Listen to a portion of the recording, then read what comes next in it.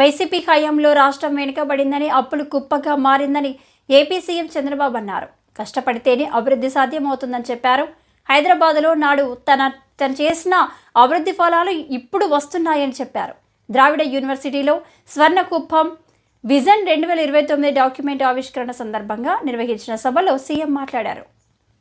ప్రభుత్వం వచ్చి కొత్త ప్రభుత్వం ఎన్డీఏ ప్రభుత్వం వచ్చి తెలుగుదేశం ఆధ్వర్యంలో 7వ నెల. అదే సమయంలో ఎన్నికల్లో మీరందరూ అనేక ఆస్పిరేషన్స్ పెట్టుకున్నారు. 3 పార్టీల్లో ఉండే కార్యకర్తలు గాని, ప్రజలు గాని, యువత గాని అందరూ కూడా అనేకమైన ఆస్పిరేషన్స్ పెట్టుకున్నారు. దానికి కూడా కారణం మనం చూస్తే 5 సంవత్సరాలు ఈ రాష్ట్రంలో ఒక విధ్వంస పాలన జరిగింది. వ్యవస్థలన్నీ కూడా విధ్వంసం చేసే పరిస్థితికి వచ్చారు. రాష్ట్ర ఆర్థిక పరిస్థితిని చిన్నాభిన్నం చేశారు. ఎవరన్నా ఫ్రీగా మాట్లాడలేని పరిస్థితి తీసుకొచ్చారు. ఫైనల్ గా మనం చూస్తే ఎక్కడికక్కడ అభివృద్ధి స్టాండ్ స్టిల్ అయిపోయి ఎక్కడ చూసినా ప్రజలను అణిచివేయడానికి ప్రయత్నం చేశారు తప్ప ప్రజలకు మంచి చేయాలన్న ఆలోచన లేకుండా పోయింది. అయితే ఇది నాకు కొత్త కాదు. ఈ నియోజకవర్గం నుంచి ఎమ్మెల్యేగా నేను ఎక్కడున్నా కుప్పం ఎమ్మెల్యేని, ఈ నియోజకవర్గం ఎమ్మెల్యేని. ఆ రోజు సమైక్య ఆంధ్రప్రదేశ్ లో కూడా నేను ఎమ్మెల్యేగా ఉండి సుదీర్ఘకాలం 9 సంవత్సరాలు ముఖ్యమంత్రిగా పనిచేశాను. 10 సంవత్సరాలు ప్రతిపక్ష నాయకుడిగా పనిచేశాను సమైక్య ఆంధ్రప్రదేశ్ లోనే. మళ్లీ మొదటి ముఖ్యమంత్రి ఇక్కడ అయ్యాను, రెండోసారి ముఖ్యమంత్రి అయ్యాను, ప్రతిపక్ష నాయకుడిగా పనిచేశాను.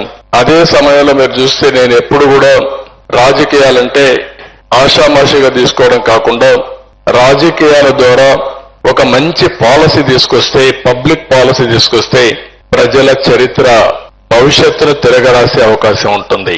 ఈ రోజు ఒక దేశంలో ఒక మంచి నాయకుడు ఉండి, ఒక రాష్ట్రంలో ఒక మంచి నాయకుడు ఉండి, లేకపోతే కుటుంబానికి కూడా ఒక సమర్థవంతమైన నాయకుడు ఉంటే సమర్థవంతంగా ప్లాన్ చేయగలిగితే ఏదైనా సాధ్యం. అది చేసి నిరూపించిన పార్టీ తెలుగుదేశం పార్టీ అని చెప్పి కూడా నేను మీకు తెలియజేస్తున్నా. మీరు చూస్తే 95లో ఎవ్వరూ ఊహించని రోజులు. విజన్ 2020 తయారు చేశాను. చాలా మంది మాట్లాడారు, చాలా విధంగా విమర్శ చేశారు. ఏ వ్యక్తి అయినా సరే దూరదృష్టి లేకుండా, ఒక డైరెక్షన్ లేకుండా గాలిపటం మారి తిరిగితే జీవితాల్లో ఎవరు పైకి రారు. కానీ ఏ వ్యక్తి అయినా సరే నిర్దిష్టమైన ఆలోచనలు పెట్టుకుని ఒక పద్ధతి ప్రకారం పనిచేయగలిగితే జీవితంలో ఏదైనా సాధించే శక్తి ఉంటుంది. ఈ రోజు మీరు ఒక్క విషయం గుర్తుపెట్టుకోవాలి. మొన్నే అంబేద్కర్ జయంతి ఉత్సవాలు గాని ఇవన్నీ మనం జరుపుకున్నాం.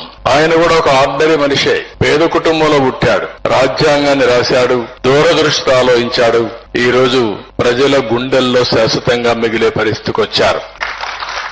అదేవిధంగా ఒక మహాత్మా గాంధీ దేశం కోసం పోరాడి స్వాతంత్రం తీసుకొచ్చారు. 75 సంవత్సరాలు పూర్తయ్యాయి. ఇంకొక 25 సంవత్సరాల్లో 100 సంవత్సరాల మనమందరం స్వతంత్ర వేడుకలు జరుపుకోబోతున్నాం. ఈ రోజు మీరు చూస్తే మనం తీసుకున్న నిర్ణయాలు, కొంతమంది తీసుకునే నిర్ణయాలు తప్పుడు నిర్ణయాలు తీసుకుంటే అవి ప్రజల పట్ల శాపాలుగా మారుతాయి. కొంతమంది కరెక్ట్ నిర్ణయాలు తీసుకుంటే ఆ నిర్ణయాల వల్ల చరిత్ర మారిపోయే పరిస్థితి వస్తుంది. నాయకుడు ఆలోచన ఎట్టుంటుందంటే, ఈ ద్రవిడ యూనివర్సిటీ రావడానికి కారణం నందమూరి తారక రామారావు గారు. ఆయన ఆ రోజు మేమందరం కూర్చొని ఆలోచించాం.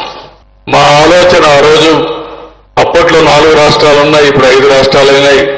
దక్షిణ భారతదేశంలో ఉండే ద్రవిడ కల్చర్కు ఒక యూనివర్సిటీ ఉంటే బాగుంటుంది. మన సంస్కృతి సాంప్రదాయాల్ని కలిసి ఐకమత్యాన్ని పెంచే విధంగా ఉండాలి. అందుకని ఎక్కడ పెడితే బాగుంటుందని ఆలోచించినప్పుడు నేను కూడా ఆ నిర్ణయంలో భాగమైనప్పుడు నేను ఆయనతో చెప్పాను, ఆంధ్రప్రదేశ్ రాష్ట్రంలో బెస్ట్ ప్లేస్ కుప్పం. దానికి కారణం ఒక పక్క తమిళనాడు, ఒక పక్క కర్ణాటక, కేరళ ఎటు కలవలేదు కాబట్టి 4 రాష్ట్రాలకు అనువైన స్థలం కుప్పం అనే నియోజకవర్గంలో ఈ గుడిపల్లెలో ఈ ద్రవిడ యూనివర్సిటీ పెట్టామని చెప్పి కూడా మీకు తెలియజేస్తున్నా. తర్వాత నేను వచ్చిన తర్వాత దీన్ని ఏ విధంగా అభివృద్ధి చేయాలో మళ్లీ అభివృద్ధి చేశాం. ఇటీవల కాలంలో మీరు చూస్తే ఇక్కడ కూడా ఎలాంటి పాలన జరిగారో మనం చూశాం. విశ్వవిద్యాలయాలు, దేవాలయాల వరకు చూసుకోవాల్సిన ఈ విశ్వవిద్యాలయాల్లో రాజకీయాలకు క్షేత్రాలుగా మారిపోయిన పరిస్థితి, చాలా సమస్యలు వచ్చే పరిస్థితి వచ్చాయి. ఏది ఏమైనా ఈ రోజు మనం గుర్తుపెట్టుకోవాల్సింది, ఈ రాష్ట్ర అభివృద్ధికి తెలుగు జాతి ఆత్మ గౌరవానికి పనిచేసిన ఎన్టీ రామారావు గారిని కూడా ఈ శుభ సందర్భంగా మనందరం గుర్తుపెట్టుకోవాల్సిన అవసరం ఉంది.